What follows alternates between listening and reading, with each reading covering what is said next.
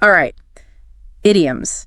You want to sound like a natural English speaker, right? Well, we're going to take a deep dive into the fascinating world of English idioms. Yeah. We've got a popular YouTube video here geared toward English learners, and it's our guide for this deep dive. Okay. And trust me, even if you consider yourself fluent, there are some real gems in here that might surprise you. I bet.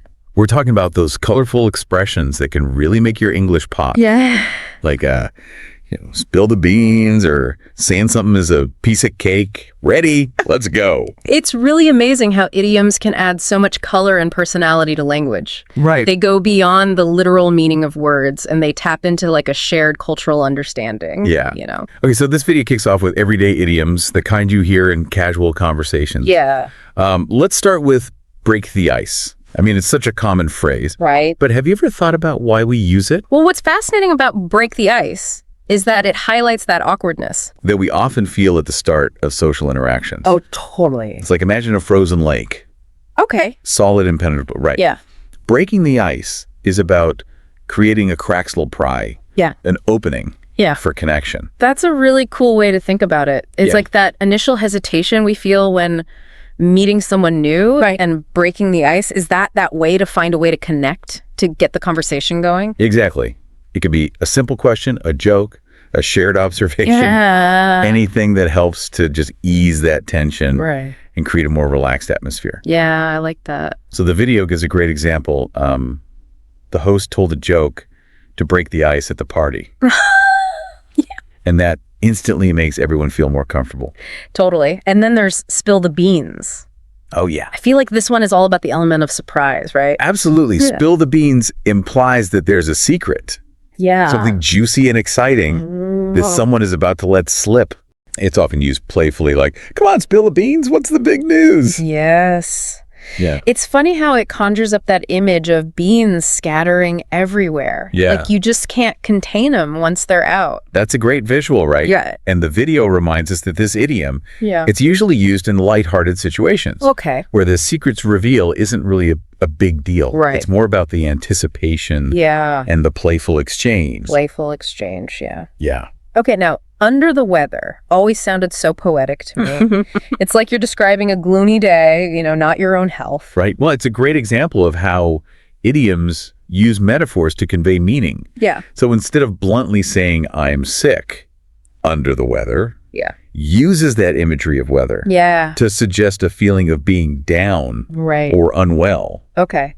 It softens the blow. It does. And adds a touch of subtlety to the conversation. So it's like saying you're feeling a bit gray and drizzly. Yes. Instead of being outright stormy. Precisely. And it's interesting how different cultures have different ways of expressing illness. Right. In some languages, you might say you're feeling weak or tired. Right. But under the weather. Yeah. That adds that unique English flavor. It does, yeah. Yeah. All right, now for one of my personal favorites, piece of cake. This one always makes me smile, even though it's not actually about cake. I know. Which is slightly disappointing. Right. But what piece of cake does brilliantly is it conveys that sense of ease and confidence. Mm-hmm. It's like saying, this task is so simple, it's like enjoying a delicious slice of cake. Yeah. The video gives a good example. The test was a piece of cake. Yeah. Which instantly tells you that they found it effortless. Easy peasy. Right. It's almost like you're saying the task is so enjoyable. It's a treat. Exactly. Not a dreaded chore. Yeah. Finally, we have hit the nail on the head. Okay. Which to me is all about precision. Yes. And accuracy. It's a great way to acknowledge someone's sharp thinking or insightful observation. Like, imagine you're in a meeting and someone makes a point that perfectly captures the essence of the issue at hand. Mm-hmm. You could say, you hit the nail on the head. Yes. To express your agreement. Right. And admiration for their clarity. It's like you're saying they struck the target perfectly. Yeah. With no room for error. Exactly. Yeah, no room for misinterpretation. Right. Powerful way to validate someone's contribution. Totally. And highlight their understanding. Okay, so we've covered some common everyday idioms. Right. Now this video takes us into the professional realm. Okay. With idioms that you might hear in a work setting. Yeah. I have a feeling these will be especially useful for anyone navigating the corporate world. Oh, absolutely. Yeah. These idioms can add a touch of sophistication and fluency to your professional communication. Right. They allow you to express complex ideas concisely and build rapport with colleagues. I like it. Let's start with burning the midnight oil. I'm sure we can all relate to this one. Oh, absolutely. Those late nights trying to meet a deadline, we've all been there. Burning the midnight oil paints such a vivid picture, doesn't it? It does. Evokes that image of someone working late into the night, fueled by coffee and determination. The coffee is key. It's a much more evocative way of saying you worked late. Right. Than simply saying, I stayed in the office until midnight. Yeah, much more interesting. Right. And it has that slightly romantic feel to it. It does. Like you're sacrificing sleep for the pursuit of something important. I like that. Yeah, it's just dedication and a strong work ethic. For sure. The video gives the example, I was burning the midnight oil to get this presentation ready. Yeah. Which instantly conveys that sense of commitment and effort. All right, next up we have a blessing in disguise, which is all about finding the silver lining in challenging situations. I think this one is so important for maintaining a positive outlook, especially in a high-pressure work environment. It's a powerful reminder that setbacks can often lead to unexpected opportunities. That's true. A blessing in disguise suggests that what initially appears negative might actually have positive consequences in the long run. Right. The video shares the example. Yeah. Losing that job was a blessing in disguise. I found a much better one. Ooh, I like that. Right. It's about reframing those difficult experiences and seeing them as potential catalysts for growth. Absolutely. It's like saying, okay, this didn't go as planned, but maybe it's redirecting me to something even better. Exactly. It's about embracing the unknown. Yeah. And trusting that things often work out for the best. Yeah. Even when it doesn't seem like it at the time. You got to trust the process. You do. Now, the ball is in your court is a classic idiom for teamwork and decision-making. Oh, for sure. It's a really concise way to delegate responsibility without sounding bossy, right? Absolutely. The ball's in your court clearly indicates a sheet and responsibility. Okay. It signifies that you've done your part. Right. And it's now up to someone else to take action. Yeah. Or make a decision. So the video gives a clear example. I've given you all the information. Now the ball is in your court to make a decision. Perfect. It's like you're passing the baton in a relay race. Yes. You know, acknowledging that the next leg of the journey is in their hands. Exactly. It empowers the other person to take ownership of the situation and move things forward. Okay, next we have cutting corners, which, let's be honest, is something we all know we shouldn't do. Yeah. But might be tempted to do at times. It's that classic dilemma of cutting corners implies taking shortcuts or compromising on quality to save time or effort. Okay. However, the video emphasizes that this often leads to negative consequences in the long run. Oh, yeah. Their example is quite stark. They cut corners on the safety inspection, and it led to a serious accident. Wow. Yeah, so it really highlights the importance of integrity and attention to detail, especially in a professional context where mistakes can have far-reaching implications. Exactly. Cutting corners might seem tempting in the moment. Right. But it can ultimately damage your reputation. Sure. And erode trust. Big time. Okay, and finally we have throw in the towel, which to me has a sense of finality. Yeah. Like admitting defeat. You're right. Throw in the towel signifies giving up or surrendering after a prolonged effort. Okay. It evokes that image of a boxer throwing their towel into the ring. Yeah. Signaling their inability to continue fighting. Wow, yeah. It's a powerful idiom to use when describing a situation where further effort just seems futile. Yeah, the video suggests using this idiom when you've exhausted all other options and have come to terms with the fact that it's time to move on. Exactly. It's about acknowledging the reality of the situation. Okay. And making a conscious decision to stop fighting a losing battle. Right. Sometimes throwing in the towel can be the smartest move. Yeah. Freeing up energy and resources for more fruitful endeavors. I like that. Yeah. So we've explored idioms used in both everyday conversations and professional settings. Right. Now the video takes us to the next level. Ooh. Advanced idioms. Okay. These are the expressions that really showcase a mastery of the English language. These idioms demonstrate a deep understanding of the language's figurative aspects. Right. And cultural nuances. Yeah. They allow you to express yourself with greater precision. Okay. And sophistication. Yeah. Let's start with bite the bullet, which, despite its somewhat violent imagery, is actually about facing challenges head on. It's interesting how this idiom uses such a strong image to convey the idea of confronting something unpleasant, like you're bracing yourself for impact. Exactly. Bite the bullet implies facing a difficult or unpleasant task with courage and determination, even if you'd rather avoid it. Of course. The video uses the classic example of going to the dentist. Okay. Didn't want to go to the dentist, but I had to bite the bullet. We've all been there. Right.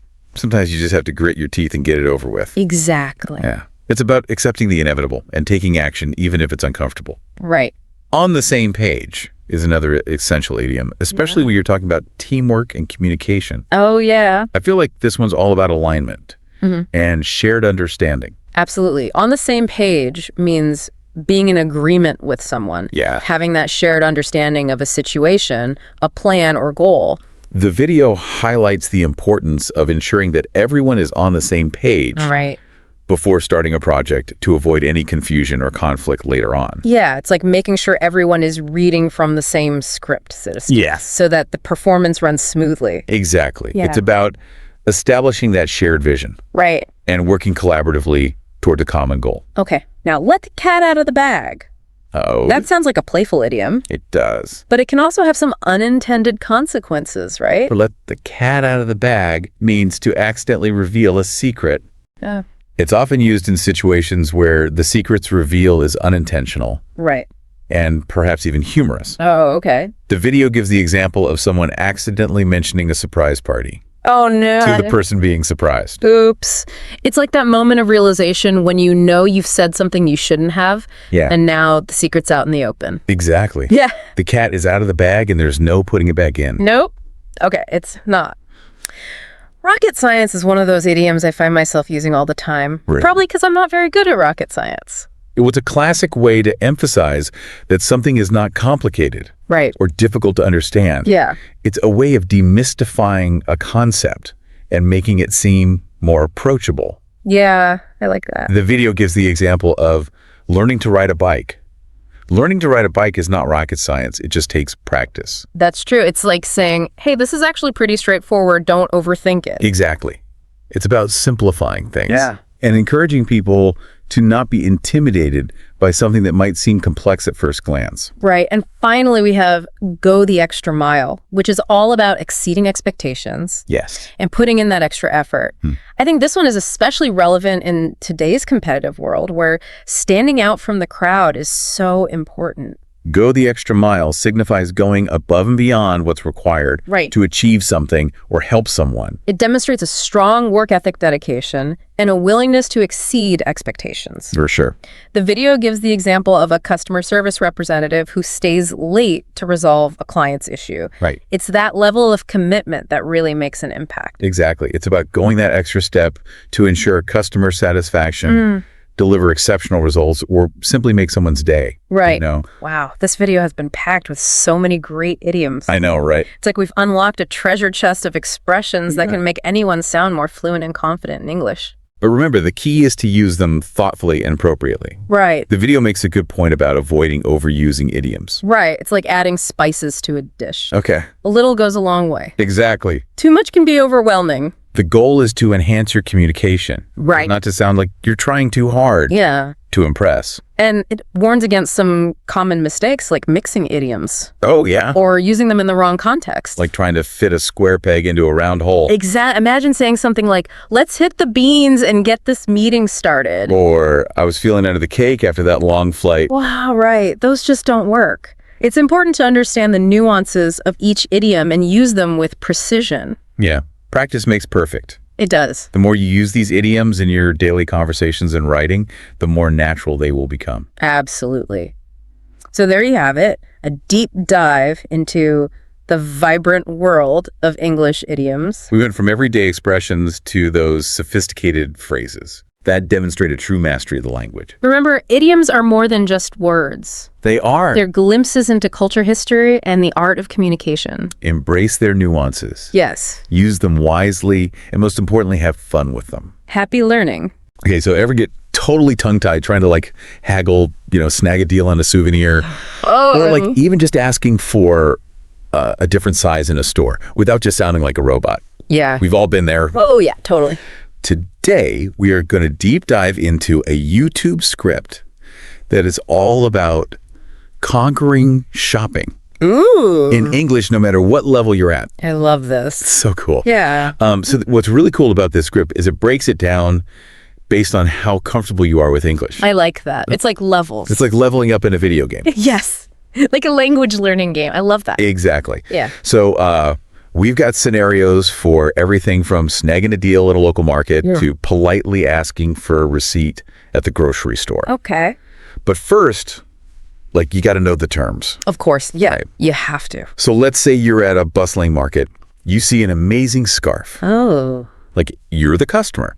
The person selling the scarf is the vendor. Yes. And that little tag, that's the price tag. Price tag, yeah. See, it's basic terms, but super important to know, to navigate any shopping situation. Exactly. And even knowing those words right just helps you feel more confident. Yes, 100%. Which is key when you're shopping in a different language. Absolutely. But the script doesn't stop there. It also gives you those essential post-purchase words like receipt, discount, and exchange. Oh, that's smart. Right. Because if you need to return something or ask for a price reduction, it's like having these words in your back pocket. It's like a secret weapon for any shopping adventure. Exactly. So we've got our shopping vocabulary down. Now let's put it into action. The script kicks off with a beginner-level scenario conquering the clothing store. Ooh, fun. Right. And it's all about those simple yet powerful phrases like, do you have this in a smaller size? Oh, yeah. Or how much is this? Like, these are the phrases that can make you feel like you can actually handle shopping in English. Yes, and make you feel confident. It's funny how even those basic phrases can be so empowering. They are. It's like you're finally able to express yourself and get what you need. Exactly. But what's really interesting is that sometimes even with these seemingly straightforward phrases, Yes. things can get lost in translation. 100%. That's so true. And it's really important to remember that while the phrases themselves are simple, like the way they're delivered in the context can change their meaning. Oh, for sure. Yeah. So for example, how much is this? Can come off as abrupt or even rude if you're not careful with your tone and body language. Oh, totally. That's a great point. It's not just about knowing the words.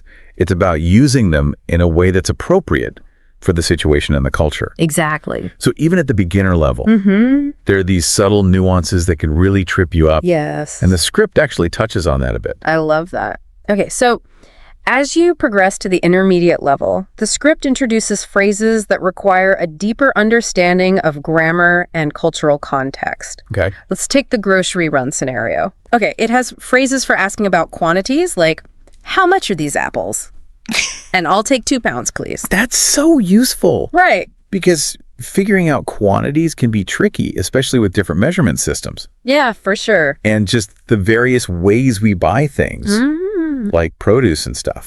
So it's those little details that can really make a difference in feeling confident. Absolutely. And it's not just about the words themselves. It's about understanding the cultural norms around buying certain products. For example, in some cultures, it's perfectly acceptable to touch and inspect produce before buying it, Right. while in others it's considered rude. Yeah, that's so interesting. It's those unspoken rules that can be really hard to navigate when you're in a new environment. It's true. But this script helps you avoid those awkward moments by giving you the language and the cultural awareness you need. I love that. I especially love how it delves into asking for locations. Yeah. Like, where can I find the dairy section? Yes. Things like that. And knowing how to ask for what you need and where to find it is such a key part of feeling comfortable in a store.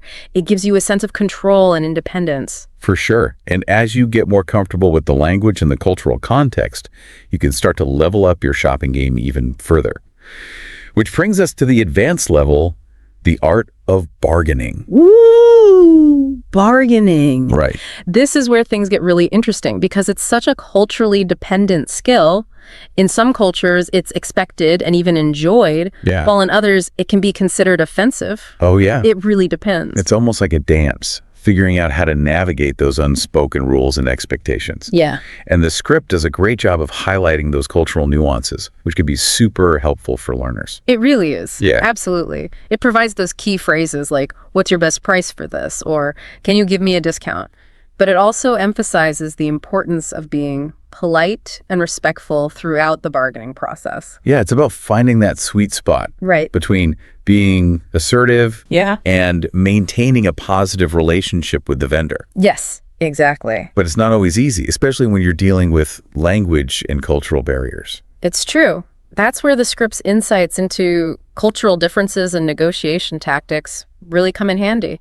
It helps you understand the subtleties of communication and avoid those potential faux pas. Right. Yeah. Totally. It's so important. Like, for example, the script mentions that in some cultures, like Morocco, bargaining is almost like a ritual. Oh, yeah. It's a way to kind of like build rapport and like have a little fun with the vendor. It is. It's like a playful back and forth where like both parties know they're not going to take the first offer seriously. Right. It's about finding that middle ground where everyone feels like they got a fair deal. Whereas in other cultures, like Japan, fixed prices are the norm and haggling can be seen as kind of disrespectful. Totally. Yeah, it can be. Yeah. So knowing those cultural differences can really make or break your shopping experience. Oh, yeah, for sure. It's those little cultural insights that can save you from a lot of awkwardness and help you connect with people on a deeper level. And this script is packed with those kinds of nuggets. It even provides a sample dialogue to illustrate how to use those bargaining phrases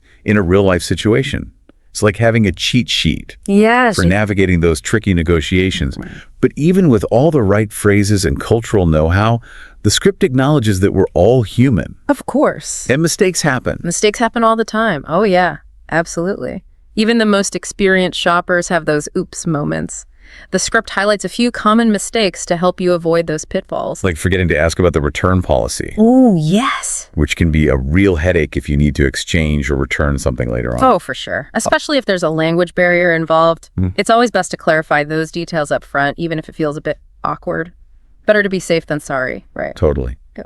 And another mistake the script mentions is being too aggressive when bargaining. You know, it's a delicate balance. Yes. Finding that line between being assertive and coming across as rude or disrespectful. Yeah. And remember, bargaining is about building a relationship, not winning a battle. A little bit of humor and humility can go a long way in those interactions. Think of it like this. Would you rather buy something from someone who made you feel pressured or someone who made you feel respected? Definitely the latter. It's about creating a positive experience for everyone involved. Right. And that brings us to the last mistake. The script highlights not checking the price tag. Oh, yeah. It seems obvious. Yes. But it's easy to get caught up in the excitement of shopping and make assumptions. Right. Especially when you're in a new environment with unfamiliar currency or pricing systems. Always double check that price tag to avoid any surprises at the checkout. It's a simple habit that can save you a lot of hassle in the long run. Absolutely. And speaking of helpful habits, the script also offers some bonus tips for shopping success. Oh, nice. It emphasizes the importance of practicing numbers, which might seem basic, but can be super helpful in a shopping context. Oh, totally. Being comfortable with numbers, especially when it comes to prices and quantities, can make the whole shopping experience much smoother. Right, because fumbling with numbers can add to that feeling of being overwhelmed or unsure of yourself. Yeah. And the script also encourages you to ask questions, which I love. It's all about taking charge of the interaction. Yes. And making sure you understand everything clearly. Don't be afraid to clarify anything you're unsure about, whether it's the price, the size, the material, or even something as simple as the location of a specific item. Remember, shop assistants are there to help you. And most of them are happy to answer your questions, even if you're still learning the language. Oh, for sure. It's all part of that cultural exchange. Yes, it's true. And last but not least, the script stresses the importance of staying polite throughout your shopping experience. Those simple pleases and thank yous can make a world of difference. They really can. It shows respect, creates a positive atmosphere, and can even lead to better service or unexpected discounts. It's amazing how those small gestures can have such a big impact. It's like a little secret weapon for building rapport and creating a more enjoyable experience for everyone involved. So we've covered a lot of ground today, from the nitty-gritty of vocabulary and phrases to the subtle art of navigating cultural differences and avoiding common mistakes. We've explored the learner's journey from those hesitant first steps to confidently bargaining like a pro. But what I find most fascinating is how this script goes beyond just teaching the mechanics of shopping in English. It's like it unlocks a whole new level of confidence and connection. It gives you the tools to not only navigate those transactions, but to actually engage with the culture and the people around you. And that can be such an empowering feeling. It's like you're finally able to express yourself and experience the world in a whole new way. Exactly. And that feeling of independence and accomplishment, it ripples out into other areas of your life as well. It's like a domino effect of confidence. So, as we wrap up our deep dive into this amazing script, what's the key takeaway for our listener? What's the one thing we want them to remember? I think the biggest takeaway is that shopping in English doesn't have to be a daunting task. With a little preparation and the right mindset, it can be an enjoyable and enriching experience. You know what's really interesting about all of this? Right. The script focuses on like shopping in stores. Yeah. But these skills, like this confidence you're building, Right. it's applicable in so many other situations. Oh, that's so true. Like, think about it. Ordering food at a restaurant, booking a hotel room, even just asking for directions. Those are all transactions in a way. Exactly. You're using language Right. to communicate your needs Yes. and navigate a new environment. 100%. And the strategies we've been talking about, the vocabulary, Yeah. the cultural awareness, Yeah. the confidence, Like, totally. they all transfer over. They do. It's like you're developing a toolbox of communication skills that you can apply in all sorts of real-world situations. And the more you practice, the more comfortable and confident you become. So if you're listening to this and you're thinking, okay, this is great for shopping, but what about other areas of my life? Yeah. Well, here's a little thought experiment for you. Okay. Think about a time you felt intimidated or unsure of yourself because of a language barrier. Oh, yeah.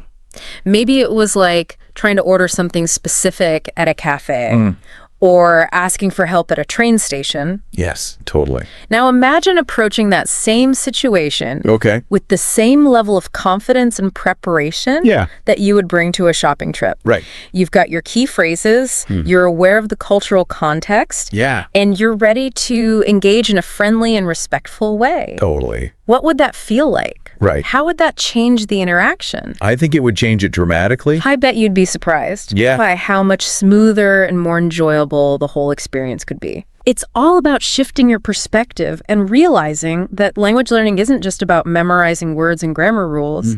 It's about empowering yourself to connect with the world around you in a meaningful way. So to wrap up our deep dive into shopping like a pro in English, here's our challenge to you. Okay, I love a challenge. Take what you've learned today, those phrases, those cultural insights, and that newfound confidence, and put them into practice. Yes. Don't be afraid to strike up a conversation, ask for what you need, and even try your hand at a little friendly bargaining. A little bargaining, yes. Remember, every interaction is an opportunity to learn and grow. It is. And who knows, you might just surprise yourself with what you're capable of. That's so true. Happy shopping, everyone. Happy shopping. And happy communicating. Yes. Hey, everybody, and welcome back. We're diving into something pretty interesting this time. We're looking at a YouTube script that's all about making appointments and reservations in English. Oh, cool. And it's actually kind of structured like a mini course. Okay. It takes you through phrases starting from beginner level and all the way to advanced. Huh. Interesting. With real life examples along the way. Yeah. So before we get into it, think about a time when you had to make like an important appointment. Maybe it was for a job interview or a doctor's visit. Right. Or even just to get a table at a really popular restaurant. Yeah. How confident did you feel going into that? That's a great question to start off with. I think it really reminds us that even though the script is focusing on English, the idea behind it can apply to any language, really. Right. It's all about being able to communicate your needs and navigate these sometimes tricky social interactions. For sure. And so this script starts with the basics. So those beginner phrases that we've all heard, things like, I want to make a reservation, or can I book a table for two? Yeah. They seem simple enough, but they can be used in so many situations. Absolutely. And what's really great about them is that they give you that solid foundation. Yeah. They're basic, but they get the job done. Imagine you're in another country and let's say you're trying to book a train ticket. Even with limited vocabulary, you can still get to where you need to go using those simple phrases. Like a universal communication tool. Exactly. Just a few well-chosen words can open so many doors. Okay, so let's move on to the intermediate level. Okay. Here, this script adds a bit more detail and some more questions. Like, is there a slot available on date time? Or, can you confirm my appointment, please? Yes. You know, I like to think of this as like I'm organized and I value your time level. Okay. Because it's not just about asking, it's also about taking charge of the interaction. So when you provide those specific details and you ask for confirmation, you're showing that you're proactive, that you pay attention to the details, which are really good qualities to have. They make a good impression in almost any situation. I like that. Okay, so now for the advanced level. Yeah. I was really impressed by how the script actually uses really formal and really polite language. So phrases like, I'd like to inquire about availability, or could you kindly confirm the details? Yeah. I mean, it's almost like putting on your best clothes. Like a linguistic suit and tie. I like that. I agree with you. Imagine this. You're emailing like a potential client, or maybe you're trying to reschedule a really important meeting. Using phrases like that can really show the other person that you respect their time and that you're taking things seriously. It's like you're speaking their language. Yeah. Like the language of being professional and courteous. Exactly. And, you know, it's not just about sounding professional. Right. A lot of times, formal language uses kind of indirect phrasing, and that can come across as being more polite and considerate. Like instead of saying, can you, maybe try saying, could you kindly? Yeah. And it kind of softens things up a bit and makes you not sound demanding. That's a good point. It's not just about using big words. No. It's also about creating a connection, you know, and setting the right tone for whatever you're doing. It makes me wonder if even in our everyday conversations with friends, being a little more thoughtful about the words we choose could help to make things clearer and avoid those misunderstandings. Yeah, for sure. It's like choosing the right clothes for the right event. Okay. You wouldn't wear a swimsuit to a job interview, would you? Yeah. The same way you wouldn't use slang when you're trying to make a good impression or when you're talking about something serious. Such a good analogy. Right. So maybe we don't all have to be experts in language, but being careful about the words we use and how they sound to other people in different situations, I think is really valuable. Absolutely. And that leads us to something that the script points out, and that's common mistakes, like forgetting to confirm your booking, using slang when you shouldn't. These little things can actually have big consequences. Oh, yeah. I bet we've all had those moments where a little miscommunication led to like a scheduling nightmare. Totally. But I think it's great that this script doesn't just list out those mistakes. Yeah. It also shows you how to avoid them. Yes. And that's where the acted out scenes come in. Exactly. I'm so excited to talk about those next. I think those scenes are where you really see these ideas in action. Yeah. They take all these phrases and show you how to actually use them. I agree. And that's what I love about this script. It's not just telling you the grammar. Yeah. It's practical. You know, I'm already picturing myself using those beginner phrases to like book a train ticket on my next trip to Europe. Yeah. But I'm curious to see how those phrases work in more like difficult situations. So let's take a look. So in the beginner scene, we see someone trying to book a table for dinner, and it shows how just those basic phrases can be like surprisingly useful. Yeah, it's true. Sometimes less is more. Totally. Yeah. But what about when things get a little trickier? Yeah. I'm thinking about the scene at the doctor's office where they use those intermediate phrases to, you know, pick a date and a time. That's a great example because that scene really shows you how using more detail can make things clear for everyone. Okay. And it shows that you're being respectful of everyone's time. Right. Because you've actually thought about it before. I'm definitely going to start confirming every appointment from now on. But I'm really interested in that advanced scene. Yeah. The one where they're booking a hotel room. They used some really complex language in that one. They did. They used phrases like inquire about availability and kindly confirm the details. Right. Which is very different from those basic phrases. Totally. It's almost like a secret language for being polite. Yeah. But part of me wonders if it's a bit much. Yeah. Do you ever think it could sound too formal? Yeah, I know what you mean. It really is all about finding that right balance. Yeah. And it depends on the situation. Okay. Yeah, because while formal language usually sounds professional and courteous, it might not always be the right fit. Right.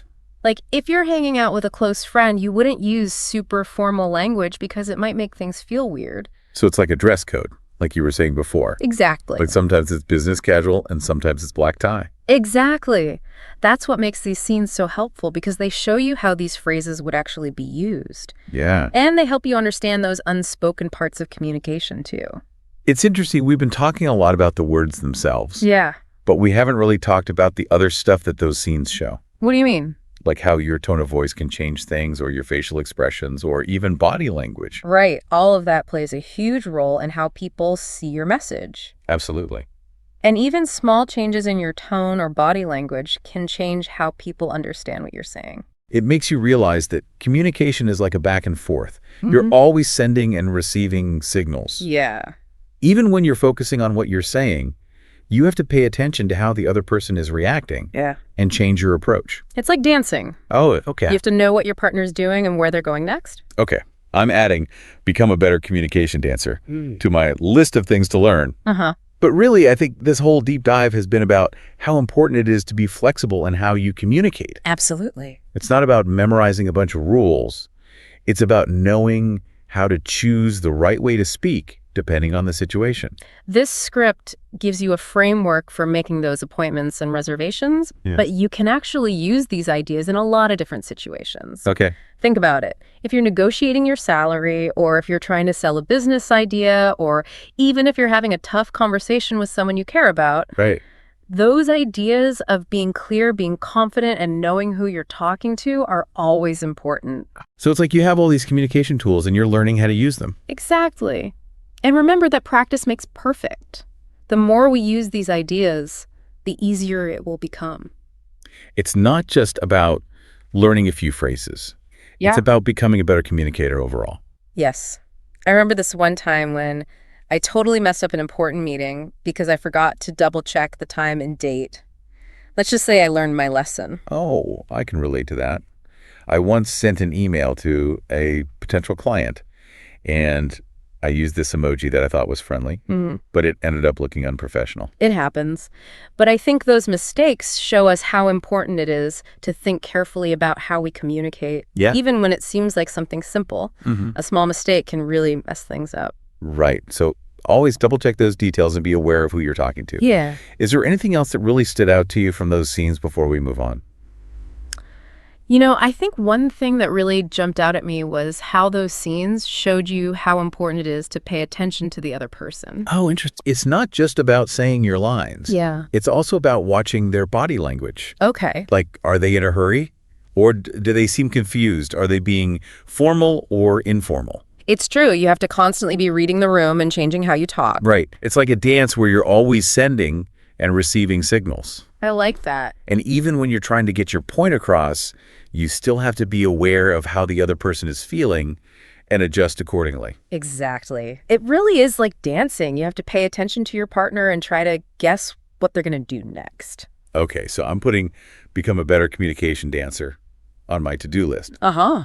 But seriously, I think the main takeaway from this whole deep dive is how important it is to be flexible when you're communicating. Absolutely. It's not just about following a set of rules. It's more about understanding the situation and using the right words for that moment. You know, this script gave us some good ways to make appointments and reservations, but those same ideas can be used in so many other situations. Whether you're trying to get a raise at work, or pitching an idea for a new business, or having a difficult conversation with someone. Right. Being clear, being confident, and knowing who you're talking to are so important. So it's like having a communication toolkit and learning how to use those tools. Exactly. And remember, the more you use them, the better you'll get. So it's not just about memorizing a few phrases. It's about learning to be a more confident communicator. Before we finish, I have a question for you to think about. Yep. How could you use these communication skills to deal with a tough situation you might have in your own life? That's a great question for everyone listening. Because at the end of the day, communication is about connecting with people and achieving your goals. Well said. And that's a wrap for our deep dive on making appointments and reservations. Don't forget, with a little bit of practice, anyone can become a great communicator. Until next time. Hey everyone, welcome back for another deep dive. And today we're talking all about maximizing impact in everyday conversations. Yeah, using just Your words. Your words, that's right. So we're going to be taking a deep dive into a guide today called 15 Great Things to Say in Everyday Conversations for Guaranteed Success. Okay, Oh. guaranteed success, huh? I know, right? A little bit much. That title, it's it's a lot. Can we really transform our communication with just a few phrases? Well, that's what we're going to be exploring today, right? Yeah, is this a bunch of BS or is this actually something? Well, the guide focuses on simple positive phrases to build stronger connections, make conversations more enjoyable and productive. I can see how that makes sense. Yeah. But wouldn't that run the risk of sounding insincere? Oh, yeah, for sure. Like we're just reading from a script. Yeah, you don't want to sound robotic or anything. Right. But it's more about the intention behind the words. Okay. Like, think about it. Yeah. When someone asks you, how are you today? But you can tell they're not really listening. It feels impersonal, right? Cold. So it's all about being present in the moment. Okay, so you're saying like... Contact, listen attentively, be genuinely curious. So it's not the words themselves. It's more about just being an active listener. Absolutely. Okay. And the guide suggests phrases like, that's a great point, or could you tell me more about that? So just acknowledging what someone is saying can go a long way. Yeah, it shows you're not just waiting for your turn to speak, you're actually engaged. It makes them feel heard. Yeah, and that can deepen the connection between people. You know, that actually reminds me of a conversation I had recently with a friend who was telling me about their trip to Italy. Oh, nice. And they mentioned something that just sounded really interesting. Okay. And I just said, could you tell me more about that? Yeah. And it just opened up this whole conversation. And what happened? It was amazing. They just lit up and told me all these incredible details about food, the art, the people they met. It went from like a simple exchange to like this really memorable conversation. That's awesome. Yeah. And I really think that just that one question just like made all the difference. Yeah. So a well-placed question can unlock a treasure trove of information. That's a great way to put it, a treasure trove. Yeah. But I do want to play devil's advocate here for a second. Okay, sure. Couldn't these phrases also be used manipulatively? Yeah, you're... But what if someone is just trying to sound more likable to get something they want? Well, I think most people are pretty good at detecting when someone is being fake. Okay, so authenticity is key here. Right, exactly. All right, so we've talked about active listening, asking engaging questions. Yes. But the guide also talks about validation and appreciation. Things like, I appreciate your help, or I trust your judgment. Yeah, those are good ones. Those convey a deeper level of respect, right? Yeah, like you're acknowledging the other person's expertise. Their autonomy. So again, it's not just saying the words, it's about understanding the deeper impact of those words. Absolutely. Like when you tell someone, I trust your judgment, it really empowers them. Yeah.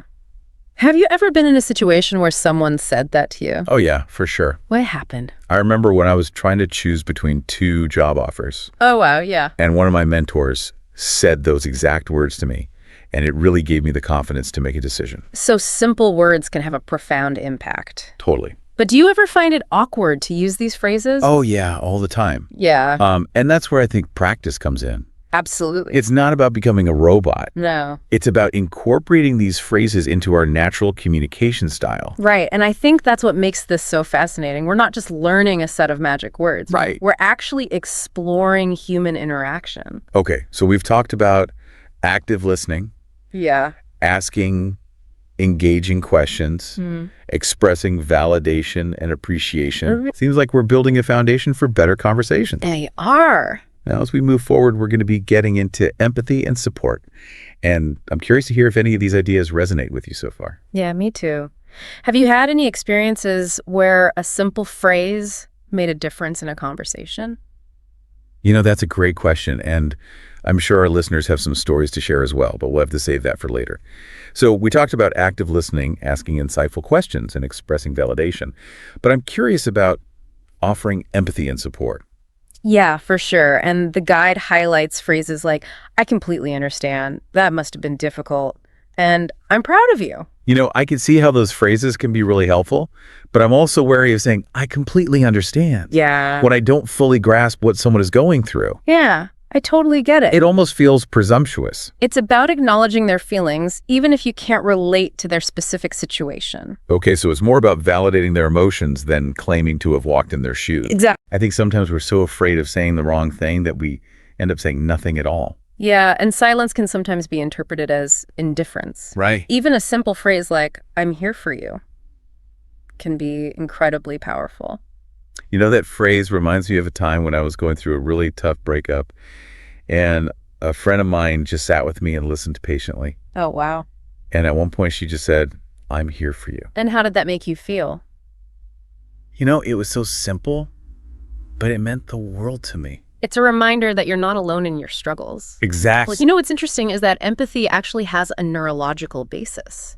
Really? Yeah. So you're telling me that empathy isn't just a feeling? No. It's an actual phenomenon. Yeah, our brains actually mirror the emotions that we see. So when we see someone experiencing an emotion, our brains are kind of experiencing that same emotion. On a neurological level, yeah. That's fascinating. And that's why expressions of empathy can be so powerful in building trust. So we're literally on the same wavelength. Yeah, you could say that. Now I'm wondering, can we train ourselves to become more empathetic? You know, research suggests that we can. Wow. So by using these phrases, we're not just improving our communication, but actually rewiring our brains? It's a win-win. And now that I think about it, the title of this guide, Guaranteed Success, still feels strong, but I can see how using these phrases consistently can lead to more positive outcomes. Well, the success isn't about getting what you want from every conversation. Right. It's about having healthier relationships and becoming a better communicator. Well, the guide also talks about compliments and encouragement. Oh, yeah. Phrases like, you're really good at that, you handled that really well, you've made a lot of progress. Those are great examples, but just like we talked about earlier, authenticity is key. You want to be genuine in your praise. No backhanded compliments No. or forced compliments. Yeah, and you also want to tailor the compliment to the person you're talking to. That's a good point. Some people don't like to be praised publicly. They might find it embarrassing. So it's all about reading the room. I'm thinking about the phrase, you've made a lot of progress. Uh-huh. That one seems really effective when someone's working hard to improve. It acknowledges their effort and encourages them to keep going. Exactly like when you were first learning to play the piano. Oh, yeah. Wait, you play the piano? I dabble. I'm certainly no concert pianist. But you remember struggling with a difficult piece. Yeah, and my teacher said to me, you've made a lot of progress. Yeah. It kept me motivated to keep practicing. So it's those little moments that can make a big difference. Right. Whether it's learning a new skill, navigating a personal challenge, or just getting through a tough day. So communication isn't just about conveying information. No. It's also about building connections, Yeah. fostering trust, and inspiring each other. Exactly. So the 15 phrases for guaranteed success might not guarantee success, but it highlights how small changes in our communication can have a big impact. Absolutely. So we've talked about active listening, empathy, compliments. We have. But there's one last piece of the puzzle I want to discuss, and that's practice. Yeah, practice is essential, just like any skill. We're not going to magically become master conversationalists overnight. No, it takes time and effort. So it's about incorporating these phrases into our daily lives. Yeah, what if you picked 1 or 2 phrases from the guide each week? I love that idea. And just focus on using them. It's like a little experiment. It is. And who knows, maybe by the end of this deep dive, our listeners will have their own set of phrases that they like to use. That would be great, because ultimately the goal is to use language in a way that feels authentic to you. So what are some of the phrases that you personally find most effective? Well, I'm a naturally curious person, so I often find myself using phrases like, well, like I was saying, I'm a naturally curious person. Right. So I often find myself using phrases like, tell me more about that, or that's really interesting, could you elaborate? I like those. It helps me stay engaged and learn more about the other person. And it shows that you're genuinely interested in what they have to say. Exactly. So it's like we're not just talking at each other.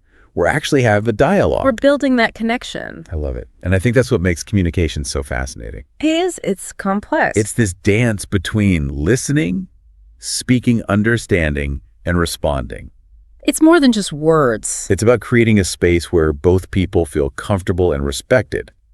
So when we use phrases like the ones in this guide, we're setting the stage for more authentic and meaningful conversations. Yeah, and I think that's a much better definition of guaranteed success. It's not about manipulating people. Right. It's about fostering genuine connections. And I think that's something we can all strive for. Absolutely. So as we wrap up this exploration of everyday phrases, What are some key takeaways that our listeners can implement in their own lives? well, I think one of the biggest takeaways is that We all have the power to make a positive impact through our words. I agree with that. It's not about being a perfect communicator. Yeah. It's about being mindful and present in our interactions. And being willing to practice. Exactly. And remember, this deep dive is just the beginning. It is. The real learning happens when we start putting these ideas into practice. And I have a feeling that if we all make a conscious effort to use our words more thoughtfully, we can create a ripple effect of positivity. And that's something worth striving for. Absolutely. Well, that's all the time we have for today. Thanks for joining us. And until next time, keep those conversations flowing and those connections strong. Hey, everyone, and welcome back. We're diving deep into something exciting today. And to words. Words, that's right. 25 of them, actually. That's right. That can seriously boost your communication skills. Yeah. Make you a much more powerful communicator. Yeah. And our source this time is this video, and it's titled, "If You Know These 25 Words, Your English is Excellent." Bold. Yeah, it's a little bold. But you know what? I like it. Let's aim high. Let's go for it. So how does this video break down these 25 words? Well, it starts by grouping them. And the first group is all about sharp thinking, words like articulate, astute, and perceptive. Okay, so articulate I use all the time. When someone's a good communicator. Yeah. Astute and perceptive, though. Are those just synonyms for articulate? What's going on there? They're definitely in the same family, but there are some subtle differences. Articulate is really excelling at expressing yourself clearly, effectively, often in a verbal or written form. So you think of a skilled debater or writer who crafts beautiful prose. Okay, I'm with you. So where do astute and perceptive fit into that? So astute goes a bit deeper, I would say. It implies a sharpness of judgment. An ability to grasp complex situations and draw insightful conclusions. So it's not just communication, it's the thought process behind it. So you could be articulate without being astute, but not the other way around. Exactly. Yeah. You could have an astute person who's not the most eloquent speaker, but their insights would be incredibly valuable. Interesting. Yeah, in decision-making or problem-solving. So perceptive. I always think of that as picking up on those subtle cues. That's a great way to put it. A perceptive person is highly attuned to their surroundings and the people around them, noticing details others miss, and often they have a knack for understanding underlying motivations. So it kind of goes hand in hand with astute, but more observation and intuition, less analysis. Yeah, precisely. And in many situations, being perceptive can be just as valuable as being astute. So think of a therapist who can pick up on a client's unspoken emotions, or a detective who notices tiny clues at a crime scene. So we've got articulate for expressing yourself clearly, astute for insightful thinking, and perceptive for that keen observation. Seems like these words are pretty helpful in any field. Oh, yeah. Where communication and understanding are key. Absolutely. Whether you're a lawyer crafting a persuasive argument, or a scientist interpreting data, or a teacher explaining a complex concept, these are qualities that can really help you excel. This is already making me rethink how I describe people. I'm going to be a lot more specific with my word choices going forward. I love it, yeah. So speaking of precision, the source's next category focuses on effort and impact. Words like conscientious, diligent, fastidious, and meticulous, they all seem to relate to being detail-oriented. Am I on the right track? Yes, you are. They all imply a certain level of care and attention to detail, but there are definitely shades of meaning that are worth exploring. Okay, break it down for me. What are the key differences? So let's start with conscientious and diligent. Both suggest a strong work ethic and a commitment to thoroughness. Someone who's conscientious is guided by a strong sense of duty and responsibility, takes their work seriously, and strives to do their best. I can definitely relate to that. I like to think I'm a conscientious worker, but sometimes I struggle with procrastination. Well, that's where diligent comes in. Diligence is all about consistent effort and perseverance. It's about sticking with a task even when it gets challenging or tedious. So diligent is more action, conscientious, more attitude. That's a good way to think about it. They often go hand in hand, of course. What about fastidious and meticulous? Yeah. Just ramp up the detail-oriented factor. It do, but in slightly different ways. Meticulous suggests a very precise and careful approach, often involving a lot of planning and organization. Think of a surgeon carefully mapping out every step of a complex procedure. So meticulous equals systematic and thorough.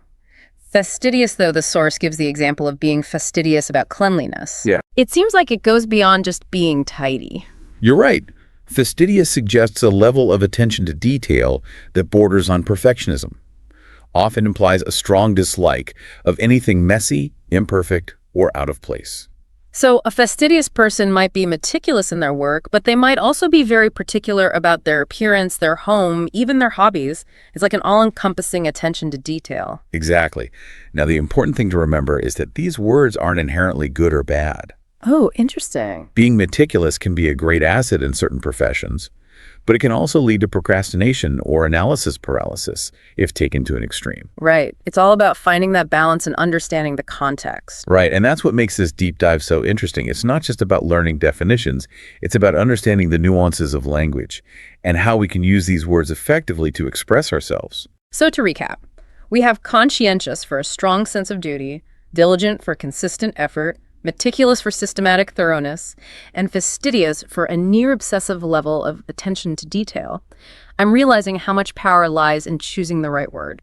Absolutely. And we're just getting started. I know, right? The next group of words is all about powerful communication. Words like eloquent, galvanize, and ineffable. Are you ready to dive in? Oh, yeah. Let's do it. Let's explore how these words can help us become more persuasive and impactful communicators. All right, so let's unpack these powerful communication words. Eloquent, galvanize, and ineffable, each packing quite a punch. I'm intrigued already. Eloquent always makes me think of like a speaker, who can hold an audience spellbound, like they're weaving magic with their words. Yes. Eloquent describes someone who can express themselves with such grace, clarity, and persuasion that they just captivate their listeners. It's not just about choosing like fancy words, it's about using language to create a powerful emotional connection. So I see there's a difference there. Someone could use a lot of big words without actually being eloquent if their message isn't clear or engaging. Exactly. It's the whole package. Yeah. Words, delivery, passion. Totally. So how would you say galvanize differs from eloquent? They both seem to involve influencing people. That's a good question. If eloquent is about captivating an audience, I think galvanize goes a step further and inspires them to take action. Okay. It's about sparking a fire, motivating people to do something. Yeah. So think of a political leader who rallies their supporters to fight for a cause, or a coach who gives a pep talk that ignites their team's determination. Okay. Galvanize is about transforming words into action. Powerful stuff. All right, ineffable. That one always throws me off a bit. Yeah. What's so powerful about a word that means beyond words? That's the paradox, right? Ineffable points to the limits of language. Those experiences or emotions that are so profound, so overwhelming, that words can't capture their full essence. Like trying to describe the feeling of awe when you look up at a starry night sky. Yes. Or the overwhelming joy of holding your newborn child for the first time. Exactly. Words just don't seem big enough. Words aren't big enough. And by acknowledging the limits of language, ineffable actually adds to the power of our communication. It creates a sense of mystery, of something too grand to be fully grasped. Okay, so we've got eloquence for captivating, galvanizing for inspiring action, and ineffable for acknowledging the indescribable. What a range. Yeah. So the next two words on our list are fortuitous and serendipitous, both dealing with chance and good fortune. Right. I find myself using lucky all the time. Yeah. Do these words offer us a more nuanced way to describe those moments of good fortune? They do, yeah. They both involve positive, unplanned events, but there's a subtle distinction. Fortuitous simply means happening by chance, especially in a way that's beneficial. So it could be a chance encounter that leads to a new job opportunity, or winning a lottery you forgot you entered. Just plain luck. Yeah. Where does serendipitous come in then? Serendipitous adds a layer of pleasant surprise and unexpected discovery. It's not just that something good happened, but that you stumbled upon it without even looking for it. So think of finding a rare antique at a flea market, or meeting your soulmate while on vacation. Oh, like the universe is conspiring in your favor, even though... This is what makes serendipity so delightful and memorable.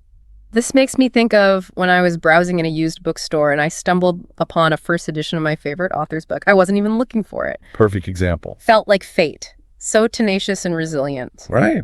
I see these words used a lot to describe successful people, those who don't give up easily. Yes. Can bounce back from setbacks. What are the key differences there? So tenacious emphasizes persistence and determination. It's about holding firmly to your goals and refusing to give up, even in the face of obstacles.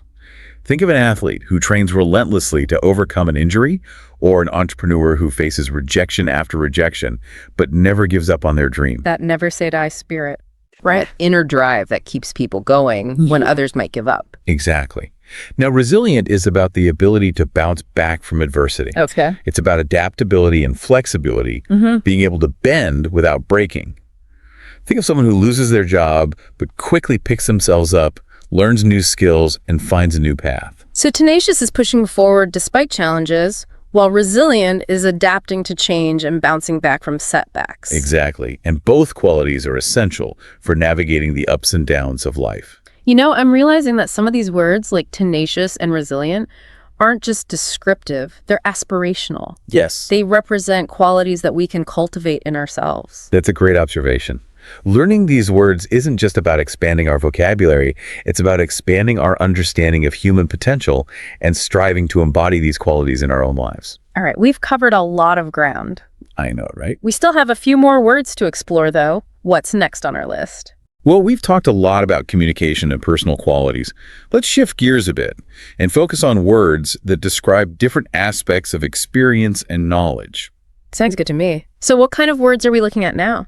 Well, we've got prolific, which describes someone who produces a large amount of work, creates many things. Ah, prolific. This makes me think of like authors who seem to publish a new book every year, or artists who create a constant stream of paintings and sculptures. Yeah. Like their creativity is a never-ending fountain. Exactly. And being prolific often goes hand in hand with the qualities we discussed earlier, like diligence and meticulousness. Right. It takes a lot of effort and dedication to produce such a large volume of high-quality work. That makes me think of Mozart, composed hundreds of musical masterpieces in his short lifetime. Incredible. It's mind-boggling how Yeah. some people can be so incredibly productive. Yeah, it really is inspiring. And speaking of inspiration, another word on our list is exemplary, which describes someone who sets a great example or serves as a role model. Okay, so this makes me think of teachers who go above and beyond to inspire their students. Yeah. Leaders who embody the values they preach. Yes. It's about actions speaking louder than words. Precisely. An exemplary person not only sets a high standard for themselves, but also inspires others to strive for excellence. Okay, I'm curious about succinct. I know it means being concise and to the point. Yeah. But why is that so important? Well, in a world overflowing with information, being able to communicate clearly and efficiently is more valuable than ever. Okay. Succinct describes that ability to get your message across without unnecessary words or rambling explanations. So many situations where that would be helpful. Oh, yeah. Writing emails, giving presentations, Oh, yeah. having everyday conversations. Even Oh, yeah. nobody wants to listen to someone just drone on and on. No, they don't. So being succinct shows respect for your audience's time and attention. It does. It's about making every word count. Yeah. I'm going to try to be more succinct I think you should. going forward. I think it will make a difference. I think it will too. All right, so the last word on our list is nostalgic, which describes a longing for the past, often associated with happy memories. Nostalgia. I think we all experience that feeling from time to time, whether it's triggered by a song, a scent, or a photograph. It's like taking a trip down memory lane. Exactly. Nostalgia can be a powerful emotion. It connects us to our past and reminds us of the people, places, and experiences that have shaped who we are. It's funny how even seemingly insignificant things can trigger a wave of nostalgia, like the smell of freshly baked cookies that reminds you of your grandmother's kitchen, or the sound of rain that takes you back to your childhood bedroom. It's those little sensory details that can transport us back in time and evoke a flood of emotions. Yeah. Nostalgia can be bittersweet, of course, because it often reminds us of things that are gone, but it can also be a source of comfort and joy, Yeah. helping us to appreciate the richness of our lives. Well said. This deep dive into the world of words has been fascinating. It's amazing how much nuance and power can be packed into a single word. It is. I feel like I've gained a whole new appreciation for the power of language. I'm definitely going to be paying much closer attention to the words I use and the words I hear from now on. That's great. That's what we want. Well, I want to thank you for taking us on this journey of linguistic discovery. My pleasure. I feel like I've learned so much. I'm glad. To our listeners, we hope this deep dive has inspired you to expand your own vocabulary and discover the power of words. Remember, learning new words is an ongoing process. It is. So keep exploring, keep reading, keep listening, and most importantly, keep using those words in your everyday life. Absolutely. And as a final thought-provoking question for our listeners, which word from today's deep dive resonated with you the most? And how will you try to incorporate it into your communication this week? We'd love to hear your thoughts. Until next time, happy wordsmithing. All right, so let's ditch the whole learn English for work thing. Yeah. We're going deeper. Way deeper. Into all the unexpected benefits of mastering English. Right. Stuff that even like seasoned learners, might find pretty surprising. For sure. And our source for this deep dive is this really insightful excerpt called Why You Shouldn't Learn English Just for Work. So get ready for some serious aha moments. Yeah. It's fascinating how much we box in language learning. It's not just about resumes and stuff. It's like a cognitive upgrade that impacts every corner of your life. Oh, wow. Literally rewiring your brain. Really? Yeah. Studies show that bilinguals, they have enhanced attention control and stuff, which is a game changer, even for, say, a computer programmer. That's mind-blowing. Right. I always knew that learning a new language was good for you. Yeah. But I never thought of it like that. Yeah, and the source breaks it down by skill level. Okay. Which I find incredibly helpful. Yeah. Even at the beginner level, those small wins, like ordering food while you're abroad or taking a basic online course in English. Yeah. Those are huge. So you're saying even those baby steps can have a big impact?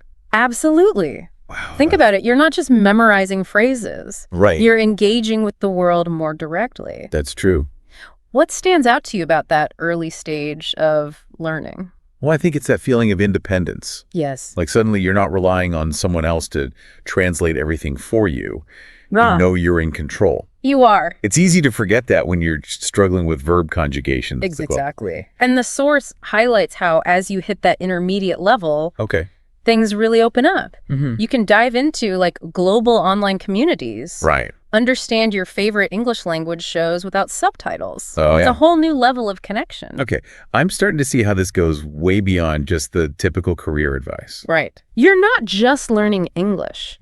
You're opening up these new avenues for personal growth. Totally. You're participating, not just passively consuming. And as you progress, imagine engaging in nuanced conversations. Wow. Debating ideas, forming relationships with people from all walks of life. That's amazing. The confidence boost alone is transformative. The source mentions confidence quite a bit. Yeah. What's the connection there? Well, think about it. Learning a language is challenging. Yeah, for sure. Every step forward from mastering a tricky grammar rule to holding a conversation, Right. it proves to yourself that you can tackle tough stuff. Yeah. It builds resilience, a growth mindset. Right. And that's valuable in any pursuit, not just language. That's a great point. It's that I can climb a mountain feeling, Yeah, but for your brain. exactly. And speaking of mountains, the source dives into travel, Yeah. which I know is a huge motivator for many language learners. Well, travel is definitely a common motivator. Right. The source argues that it's the independence gained that's truly transformative. Okay. What are your thoughts on that? Oh, I totally agree. Anyone can follow a tour guide around. Yeah. But imagine exploring a new city, striking up conversations with locals, discovering hidden gems off the beaten path, all because you can communicate confidently. Yeah. That's a different level of experience entirely. It's about going beyond the surface, experiencing a culture on a deeper level, Right. not just observing it from a tourist's perspective. And that ties back to the confidence we were talking about. Right. You're not just a tourist anymore, you're a traveler, an explorer. Exactly. Yeah. You're empowered to shape your own experience. I like that. And the source emphasizes that feeling of empowerment throughout at every skill level. That's so interesting. It's language learning is this secret weapon for personal growth. Yeah. But most people only see the tip of the iceberg. Exactly. And we're just getting started. Oh, wow. What really grabbed my attention was the source's focus on going beyond the practical benefits and diving into the realm of personal growth and broader perspectives. Now that's what I'm talking about. Tell me more. Well, it talks about developing empathy by understanding different cultures' viewpoints. Yeah. Which is crucial in our increasingly interconnected world. Right. It's one thing to read about a different culture, but it's another thing entirely to connect with someone from that culture. Absolutely. Understand their perspective and see the world through their eyes. Yeah. That's real understanding. Absolutely. And the source links this directly to personal growth. Okay. Becoming more adaptable, more open-minded, Right. more well-rounded as a person. This is way more profound than I expected. Right. We've gone from ordering food to literally expanding our worldview. It's incredible, isn't it? Yeah, and we haven't even touched on the educational benefits yet. Oh, that's right. Okay, I'm hooked. Let's dive into that. What does the source say about education? I think we often forget that language opens up access to a whole world of knowledge. It's a gateway, like you said. Yeah. Even at a basic level, being able to follow simple instructions Uh-huh. or understand like a basic online course, Right. that can be eye-opening. You know, that reminds me of a friend who learned just enough English to take an online photography course. Wow. And it like sparked this whole passion he never knew he had. Yeah. He's now winning awards for his photography. That's incredible. I know, it's amazing. It's amazing how something as simple as understanding instructions Right. can snowball into something so significant. Yeah. What's fascinating is how the source emphasizes that this educational benefit scales as your fluency grows. So what happens when you move beyond the beginner stage? Imagine this. You're at the intermediate level. Okay. You can now attend international webinars, Hmm. participate in workshops led by experts from around the world. Right. It completely changes the game, You're not just learning English anymore. right? You're learning about any topic that interests you. Yeah. Taught by the best in the field. Exactly. And for those who achieve an advanced level, Okay. the possibilities become even more vast. Like what? Think about applying for international scholarships, Yeah. studying at top universities in English-speaking countries. Talk about a life-changing opportunity. Right. But even if you're not aiming for academia, the access to information itself is incredible. You're not limited to resources in your native language anymore. That's a point the source really drives home. You can read research papers, articles, books, all in their original language. Wow. It removes a layer of interpretation Yeah. and allows you to engage with information directly.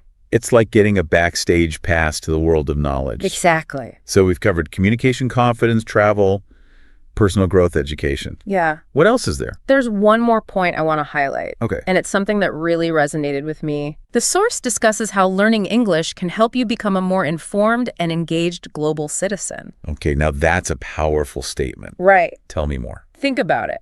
You're no longer limited to news sources or opinions in your native language. Right. You can access information from various perspectives, form your own opinions based on a wider range of viewpoints. It's so easy to get trapped in your own little bubble, It is. especially with the way news is curated these days. Right. Breaking free from that echo chamber and seeing different sides of a story Yeah. feels incredibly important.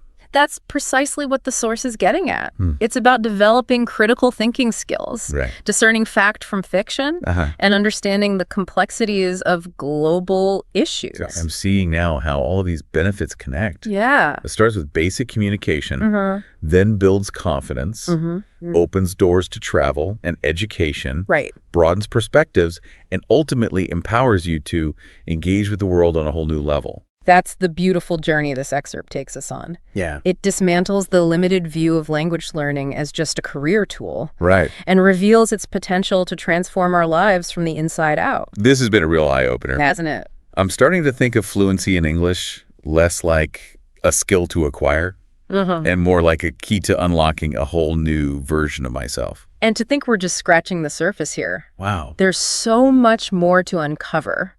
So much potential for growth and discovery. Honestly, I'm blown away by how much deeper this topic goes than I initially thought. Yeah, it's pretty amazing. And to our listener out there, I'd say buckle up because this deep dive is about to get really personal.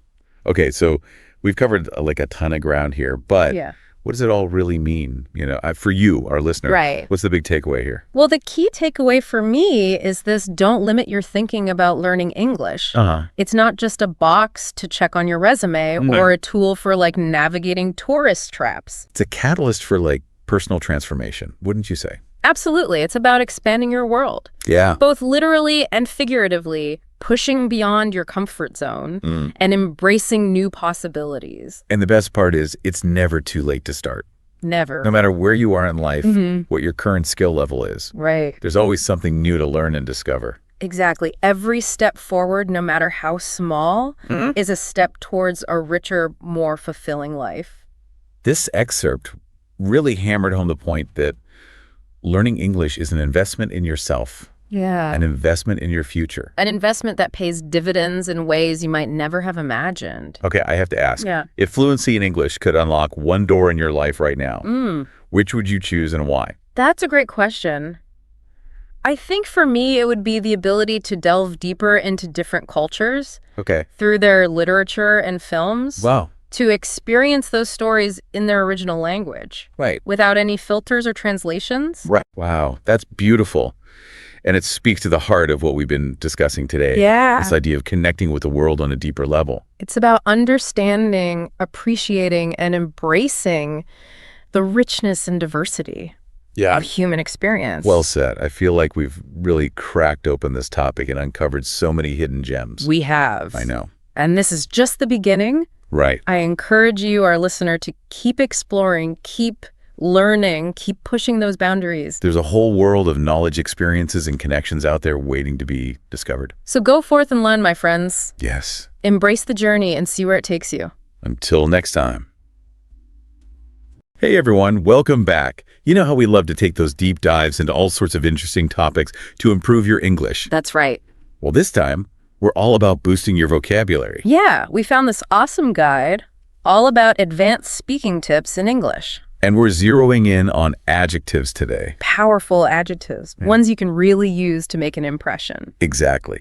So get ready to go from good to astounding and pretty to exquisite, because we're going to break down not just what these words mean, but when and how to use them like a pro. It's going to be good. Okay, let's jump right in.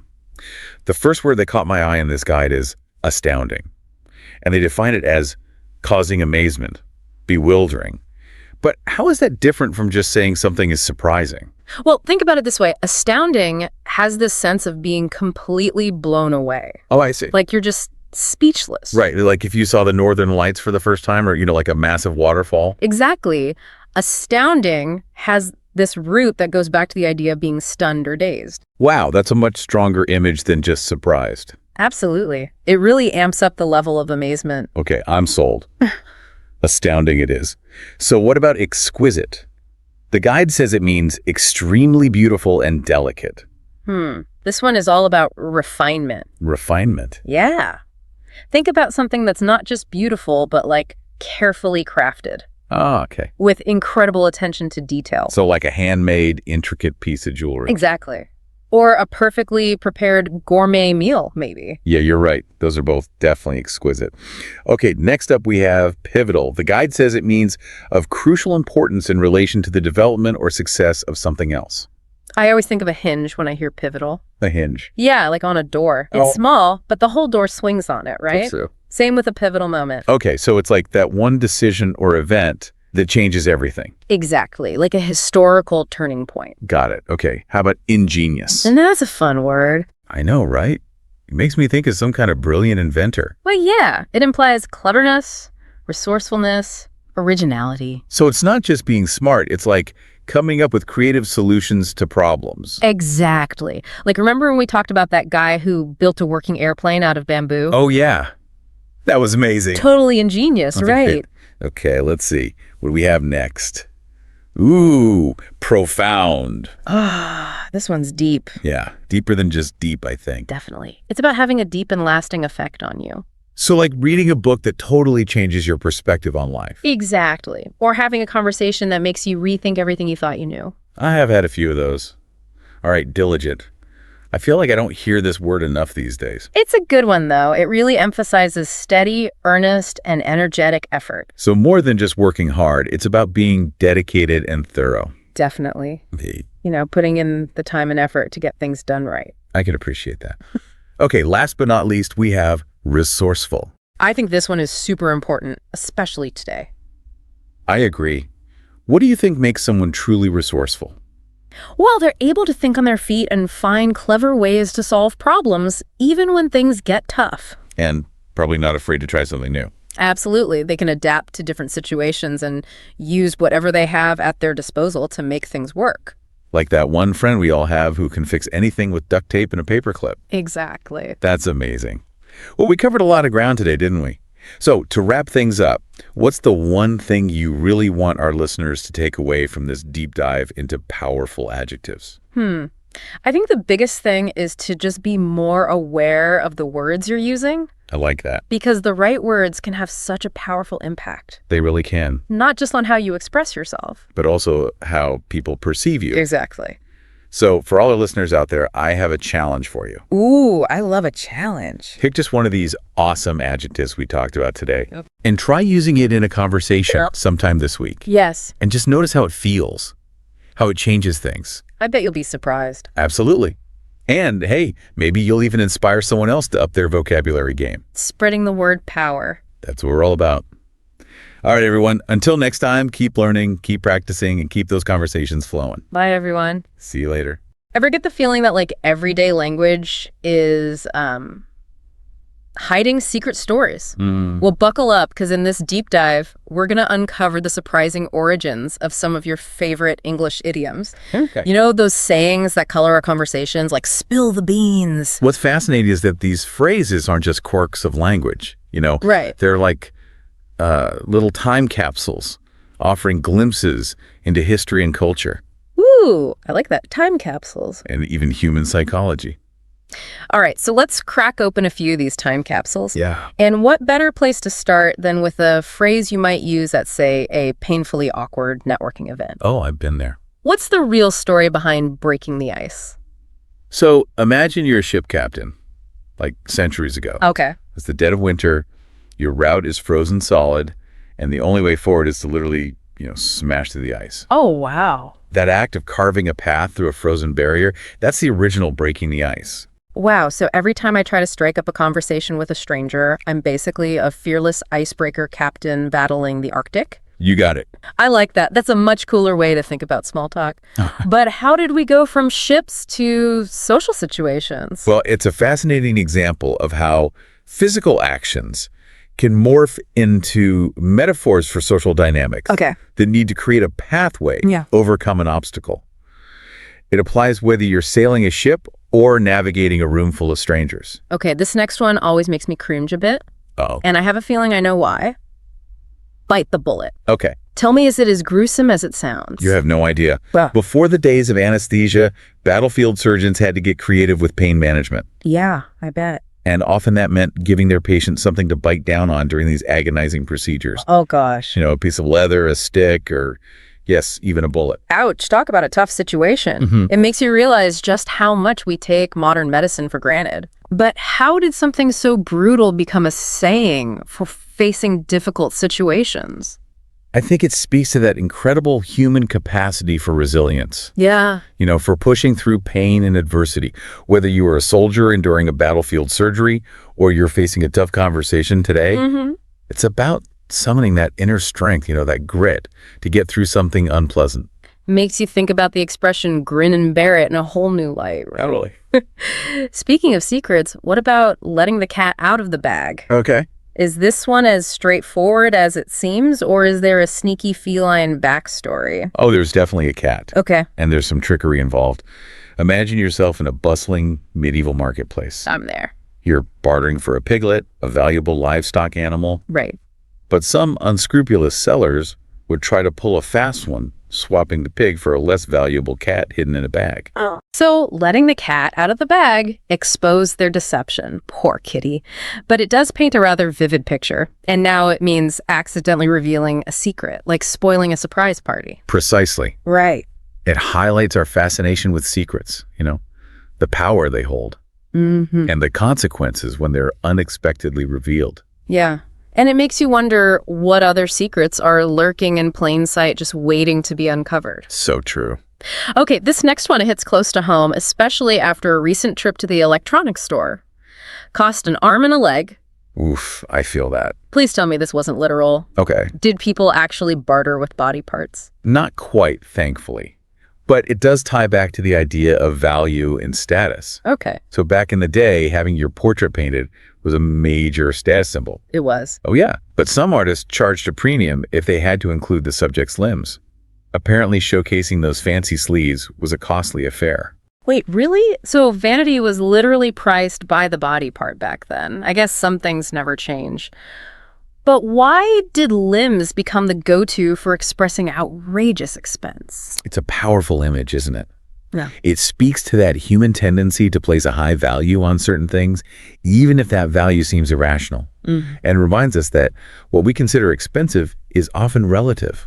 Yeah. You know, Yeah. It's shaped by cultural norms and personal desires. It certainly makes you rethink those impulse purchases, doesn't it? For sure. Okay, time for a weather report. What about raining cats and dogs? All right. Did people ever actually see animals falling from the sky? Thankfully, no. Okay. Though the mental image is certainly memorable. This saying takes us back to 17th century England. So picture cobblestone streets, torrential downpours, and inadequate drainage systems. Oh, yay. Yeah, during these heavy rains, the streets would overflow, sometimes washing animals out of their shelters or off rooftops. So it just looked like it was raining animals? Exactly. It's kind of gross, but I can see how that image would stick with people. It's a testament to the power of language to capture these visceral experiences, these almost surreal moments in time. Yeah. And it shows how even something as chaotic as a downpour can be immortalized in a simple phrase. All right, let's switch gears for a moment with one that sounds pretty straightforward. The ball is in your court. Okay. Did this one actually come from the tennis court? It did. Really? And it's one of the more literal idioms we use. Just like in a tennis match, the responsibility to act shifts depending on where the ball lands. So when we say the ball is in your court, we're essentially acknowledging a shift in responsibility, like I've done my part. Exactly. Now it's up to you to make a decision or take action. It's all about clear communication and knowing when it's your turn to step up. Exactly. And just like in tennis, there's a certain strategy involved, knowing when to serve, when to return, and when to wait patiently for the next move. Okay, I'm dying to know about spill the beans. This one has always made me picture someone literally spilling a bowl of beans to reveal a secret. Was that actually a thing? Believe it or not, yes. No way. The ancient Greeks used beans for voting, white beans for yes, black beans for no. So if someone accidentally or intentionally knocked over the voting container. Well, there goes the element of surprise. The beans were spilled and everyone knew the outcome. Talk about a voting security breach. But how did this very specific bean-related incident become a general term for revealing secrets? Well, I think it speaks to that universal human struggle with keeping secrets and managing sensitive information. And it reminds us that even the most carefully guarded information can be unexpectedly revealed, sometimes with dramatic consequences. You know, it's amazing how these seemingly simple phrases are like packed with so much history. Right. It's like each idiom is a little window into a different time and place. It really is. And the more you explore these origins, the more you realize just how interconnected language and culture truly are. Okay, I'm ready for more. What about steal someone's thunder? That one always makes me think of dramatic pronouncements and maybe a little bit of mischief. Well, it is a bit theatrical. This idiom takes us back to the 18th century London theater scene. Oh, wow. A playwright named John Dennis invented a new sound effect for his plays. A thunder machine, if you will. Oh, okay. Unfortunately, his play was a flop. Oh, no. That's rough. Did someone literally steal his thunder machine? Not quite, but something even worse. A rival playwright copied Dennis's thunder machine for his own production, which became a smashing success. Oh, no. Dennis was furious, accusing his competitor of stealing his thunder, both figuratively and literally. So it started as a very specific complaint about a stolen sound effect, Yeah. but evolved into a broader idea of taking credit for someone else's idea or achievement. Exactly. And it's a reminder that even in the world of creativity and innovation, there are ethical considerations. Right. Giving credit where credit is due is important, whether it's a groundbreaking invention or a simple idea shared among colleagues. Makes you think twice about borrowing ideas, doesn't it? Okay, this next one brings to mind a boxing match. Throw in the towel. It seems pretty self-explanatory, but I bet there's more to it. You're right. This one is connected to a very specific physical action. Okay. Imagine a boxing match where one fighter is clearly outmatched their cornerman. Seeing the potential for serious injury, throws a towel into the ring to signal defeat and stop the fight. So it's that moment of surrender, of admitting defeat, when it's clear that continuing the fight is futile or even dangerous. It's about knowing when to step back and reassess. Precisely. And while it might seem like a sign of weakness, throwing in the towel can actually be an act of strength and wisdom. It takes courage to recognize when a battle is lost and to choose a different path. That's a really interesting perspective. Sometimes knowing when to quit is just as important as knowing when to persevere. Speaking of knowing when to call it quits, what about hit the sack? Does this one really have to do with sacks? It does. Though not the kind you might imagine before the days of comfy mattresses and feather pillows, beds were much simpler affairs. Oh. People often slept on mattresses stuffed with straw or hay. So hitting the sack was quite literal. You were plopping down onto a bag of hay for the night. That makes so much sense. And it's kind of funny to think that a phrase that originated from such humble beginnings is still so widely used today. It shows how language evolves alongside technology and culture. We may not sleep on hay anymore, but the need for rest for that moment of surrender at the end of the day is universal. Right. And hit the sack perfectly captures that feeling. I'm loving how these idioms give us these little glimpses into the past. It's like time traveling through language. Okay, I have a feeling this next one is going to be a fun one. Under the weather. Did people used to literally hide from storms under the clouds? Not quite. This one comes from the world of sailing. When sailors got seasick, they would often go below deck to escape the rough seas and the fresh air. Wow. So they were literally under the weather, Yeah. seeking refuge from the elements. Wow, that's so clever. It never occurred to me that weather in this context referred to the actual weather conditions at sea. And now it's a common way to say you're feeling a bit ill or just not your best. It's a great example of how a phrase born from a specific context can become a metaphor for a broader human experience. Right. We may not be battling storms at sea, but we all have times when we feel a bit off or under the weather in a more general sense. All right. This last one for this part makes me think of those late night study sessions fueled by coffee and determination. Burn the midnight oil. Did people actually burn oil to stay up late? They did. Before the advent of electricity, oil lamps were the primary source of light after sunset. So if you were working or studying late into the night, you were literally burning oil to illuminate your workspace. That's fascinating. It's amazing how a phrase that originated from such a practical necessity has become a metaphor for dedication and hard work. It makes you appreciate how much technology has changed our lives. It does. Yeah. But it also highlights that certain human experiences transcend time and technology, that drive to accomplish something, to push through challenges.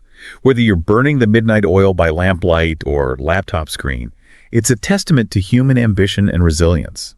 It's incredible how these idioms we use every day are like these secret messages from the past. That's all right. Who knew that like such simple phrases could unlock so much history and culture? It's a testament to the power of language, you know? Yeah. These sayings may have originated centuries ago, but they still resonate with us today because they tap into these universal human experiences. The need to connect, to overcome challenges, to, make sense of the world around us. It's like each idiom is a little puzzle piece. And once you understand where it came from, it fits perfectly into this larger picture of human history and the evolution of language. That's a great way to put it. And what's so fascinating is that this puzzle is constantly expanding. Right. New idioms are being created all the time, reflecting the changing world we live in. Who knows what sayings will be puzzling future generations? That's a really interesting thought. It makes you wonder what our everyday phrases will reveal about us to people centuries from now.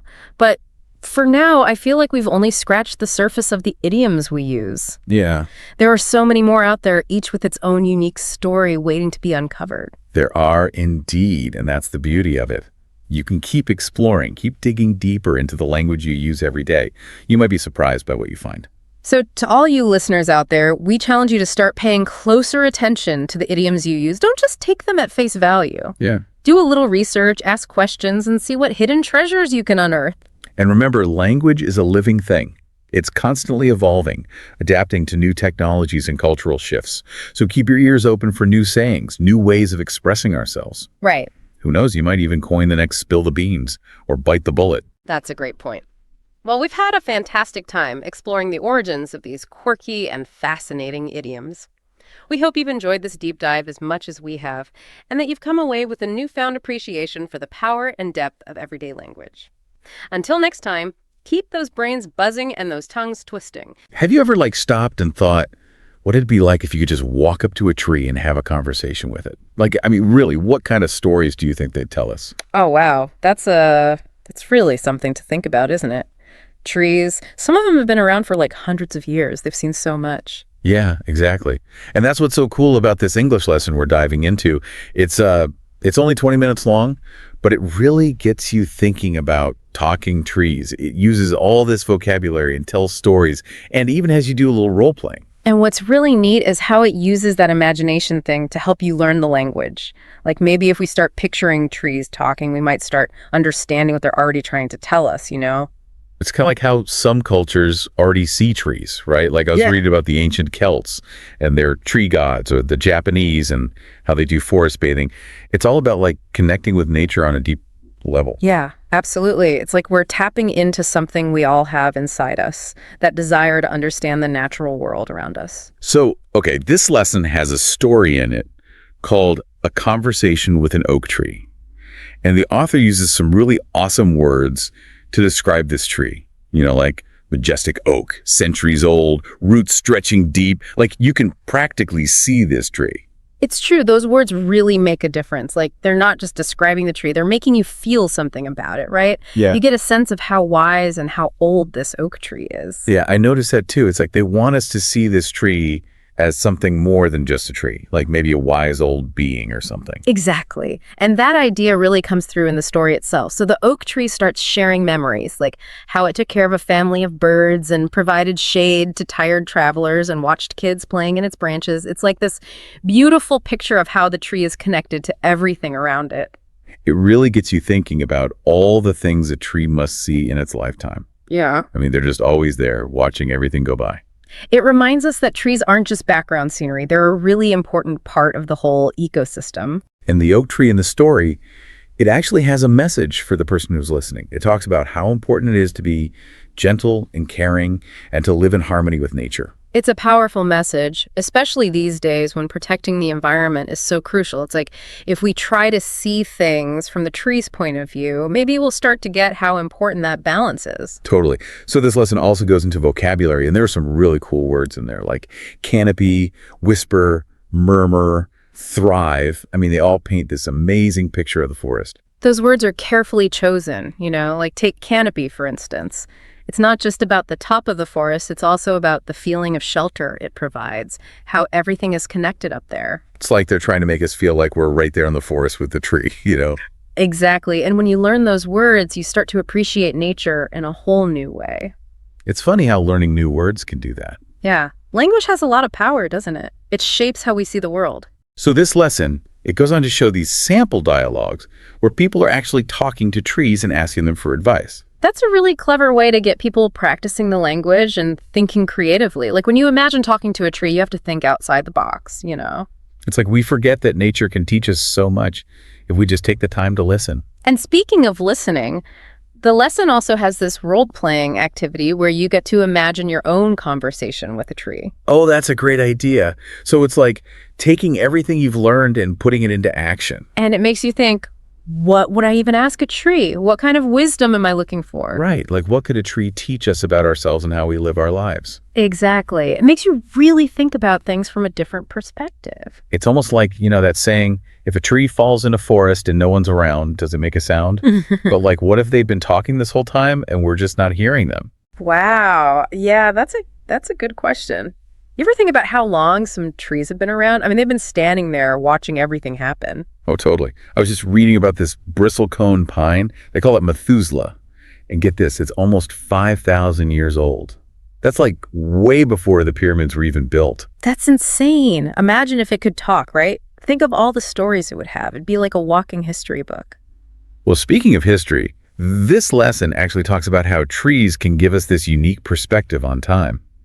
Especially when you think about how humans have changed the environment, you know? Yeah, that's right. They've been through so much, like ice ages and forest fires and then all the stuff that we do. Yeah. But they always seem to bounce back. It makes you think, even if trees can't talk to us with words, they're definitely sending us messages about the planet. Totally. They're like these silent watchmen, always keeping an eye on things. Oh, and you know what's cool? I was reading about this network of fungi that connects all the trees underground. It's almost like they have their own internet. Oh yeah, mycorrhiza, right. Isn't that wild? The trees can actually use that network to share resources and warn each other about danger. Wow, so it really is like an internet for trees. Kinda, yeah. It just shows you how connected everything is in nature. We might think trees are all separate, but they're all linked together underground. So like it's not just a bunch of individual trees, it's like a whole community, right? Yeah, exactly. And the more we learn about those connections, the more we understand how amazing nature really is. This lesson does a really good job of explaining all of that. And it makes you wonder, what if we could actually understand what the trees are saying? Well, even though we can't like have a conversation with them, we can still pay attention to how they're communicating. Like, how their leaves change color or the rings inside their trunks. Right. They're always sending us signals. We just have to learn how to read them. And the lesson really stresses how important it is to protect forests. Not just for the trees, but for everything that lives there and for the whole planet. It's true. I mean, think about it. They give us clean air and they help control the climate.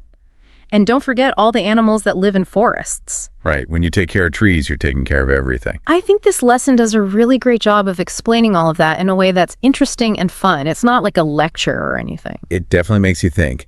And it reminds me of how some cultures have always had this deep respect for trees and nature.